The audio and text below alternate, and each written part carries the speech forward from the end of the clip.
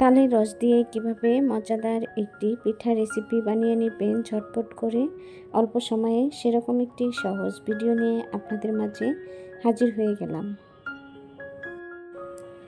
আমি রুনাস ব্লগ চ্যানেলে ওয়েলকাম জানিয়ে শুরু করছি আজকের ভিডিও।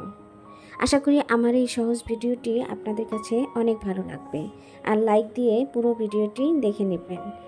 ভিডিওতে যদি কোনো রকম ভুল হয়ে থাকে তাহলে অবশ্যই ক্ষমার দৃষ্টিতে দেখবেন। চুলায় আমি টপার বসিয়ে এর মধ্যে দিয়ে নিয়েছি তালের রসগুলো কিছুক্ষণ সময় জাল দিয়ে ঘন করে নেব। এখন আমি এর মধ্যে দিয়ে দিব পরিমাণ মতো লিকুইড দুধ। এরপর রসগুলো আবারও বলক তুলে নেব। এখন আমি এর মধ্যে দিয়ে দিব 1.5 কাপ পরিমাণের মতো শুকনো চালের গুঁড়া। চালের গুঁড়া আর তালের রস ভালো করে কিছুক্ষণ সময় নেড়েচেড়ে মিশিয়ে নেব। এটা কিন্তু অবশ্যই সময় নিয়ে মিশিয়ে নিতে হবে।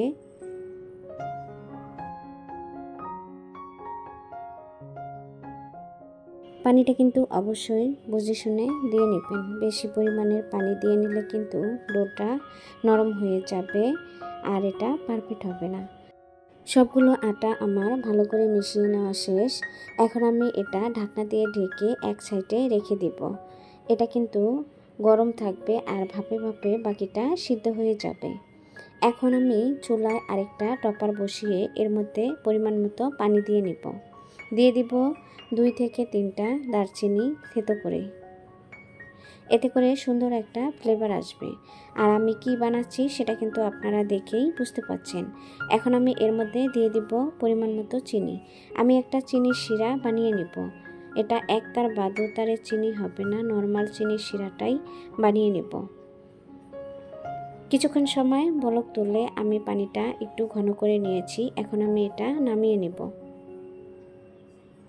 আমি যে ডোটা এক সাইডে রেখে দিয়েছিলাম সেটা এখন প্লেটে ঢেলে নিচ্ছি। এটা কিন্তু গরম অবস্থায় হাত দিয়ে ভালোভাবে মথে নিতে হবে, এতে করে পারফেক্ট একটা ডো হবে। আর যদি ঠান্ডা হয়ে যায় এটা ভালোভাবে মিশতে যাবে না।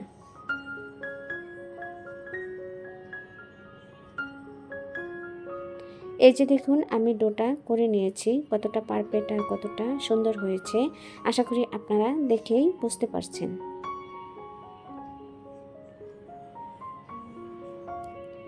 এখন আমি একটু করে ডো হাতের তালুতে নিয়ে তারপর ঘষে ঘষে এরকম করে পিঠা বানিয়ে নেব।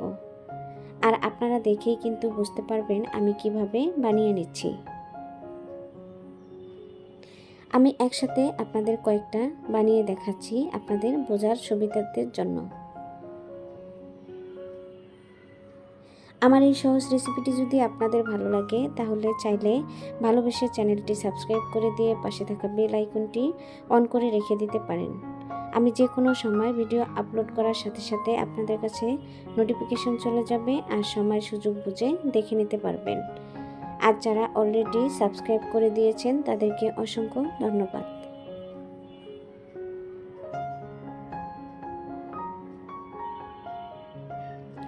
এই যে দেখুন আমি সবগুলো পিঠাই কিন্তু বানিয়ে নিয়েছি। মাশাআল্লাহ অনেক সুন্দর হয়েছে।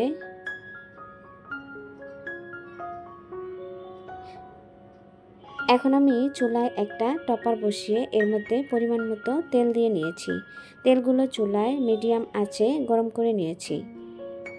এখন সবগুলো পিঠা আমি একবারে ভেজে নিব না, 2 ব্যাচে ভেজে নিব। এই জন্য আমি অর্ধেক পিঠা তেলের মধ্যে দিয়ে নিব।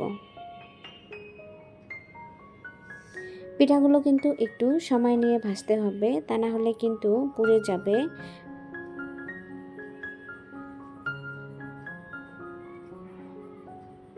চুলার আঁচটা মিডিয়াম টু লোয়ের মাঝামাঝি রেখে আমি পিঠাগুলো ভেজে নেব।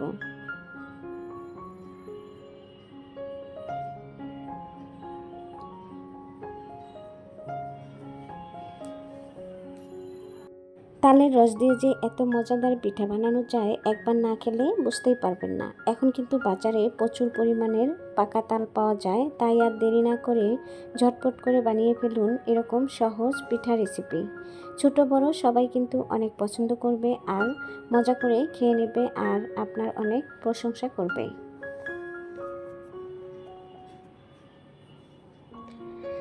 আমি উল্টিয়ে পাল্টিয়ে ক্রিস্পি করে পিঠাগুলো ভেজে নিচ্ছি। এটা চাইলে কিন্তু আপনারা শিরাতে ভিজিয়ে তারপর খেতে পারবেন, আবার চাইলে কিন্তু দুধ দিয়ে রান্না করেও খেতে পারবেন।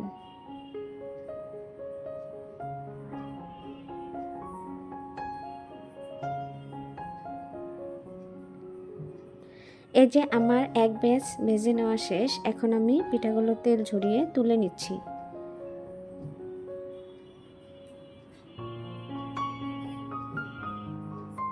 আমার ভিডিওটা এ পর্যন্ত দেখেও যারা লাইক দিতে ভুলে গিয়েছেন, প্লিজ একটা লাইক দিয়ে দিবেন। আপনাদের একটা লাইক আর কমেন্ট আমার ভিডিওটি অন্য সকলের কাছে পৌঁছাতে অনেকটাই সাহায্য করে।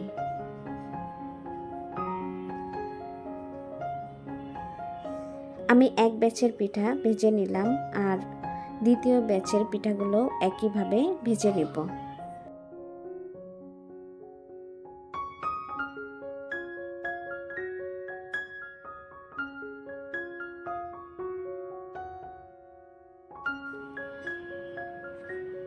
আমি কিন্তু অফ ক্যামেরায় দ্বিতীয় ব্যাচের পিঠাগুলো ক্রিস্পি করে ভেজে নিয়েছি। এই যে দেখুন, একটা প্লেটে তুলে নিয়েছি।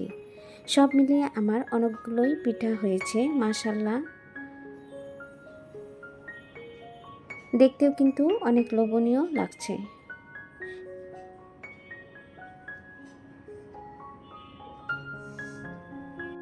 চিনির শিরা যে আমি নামিয়ে রেখেছিলাম সেটা অবশ্যই গরম থাকতে হবে আর পিঠাগুলো গরম অবস্থায়ই চিনির শিরাতে দিয়ে দিতে হবে। এই যে দেখুন, আমি পিঠাগুলো চিনির শিরাতে দিয়ে দিলাম। এখন চিনির শিরার মধ্যে উল্টিয়ে পাল্টিয়ে ভালো করে পিঠাগুলো ভিজিয়ে নেব আর এটা ঢাকনা দিয়ে ঢেকে 10 মিনিটের জন্য রেখে দিব। এতে করে চিনির শিরাটা ভিতরে ঢুকে যাবে আর অনেকটাই সফট হবে আর শিরাগুলো ভিতরে ঢুকলে খেতে অনেক মজা হবে। এই যে আমি ফিরে আসলাম 10 মিনিট পরে, দেখুন পিঠাটা কতটা ভিজেছে চিনির শিরাতে। আমার এই সহজ রেসিপিটি আপনাদের যদি ভালো লাগে অবশ্যই বাসায় একদিন ট্রাই করবেন আর কেমন হয়েছে কমেন্টের মাধ্যমে জানাবেন। আশা করি আপনাদেরও অনেক পছন্দ হবে এই রেসিপিটি। তাহলে কিন্তু বাচ্চাদের স্কুলের টিফিনে সকাল বা বিকালের নাস্তায় ঝটপট করে বানিয়ে নিতে পারবেন এরকম সহজ রেসিপি। আমার রেসিপিটি ভালো লাগলে অবশ্যই কমেন্টে জানিয়ে দেবেন। আজ এ পর্যন্ত, আবারও কথা হবে অন্য কোনো ভিডিওতে।